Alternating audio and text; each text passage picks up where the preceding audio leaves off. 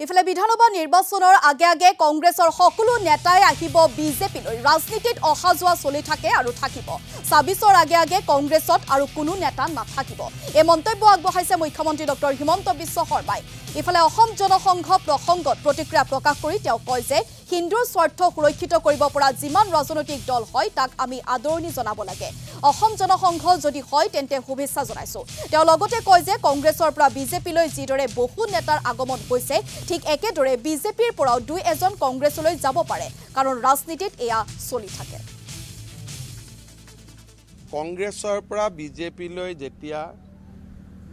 দৰ্জনে নেতা আহে তেতিয়া আপোনালোকে এটো আলোচনা নকৰে গতিকে আলোচনাটো সমান হ'ব লাগিব নে নাই আজিতো কংগ্ৰেছ দলত এক প্ৰকাৰ কোনো মানুহেই নাছিলে সবেই বিজেপিত আহিছে হেতু আলোচনা হ'ব লাগিব তাৰ মাজত বিজেপিৰো দুই এজন কংগ্ৰেছত যাব তাৰো আলোচনা হ'ব লাগিব গতিকে অহা যোৱা ৰাজনীতিত চলি থাকিব কিন্তু এটা কথা ঠিক যে বিধানসভা ইলেকশ্যনৰ আগে আগে কংগ্ৰেছত কোনো নাথাকে সব বিজেপিতে আহিব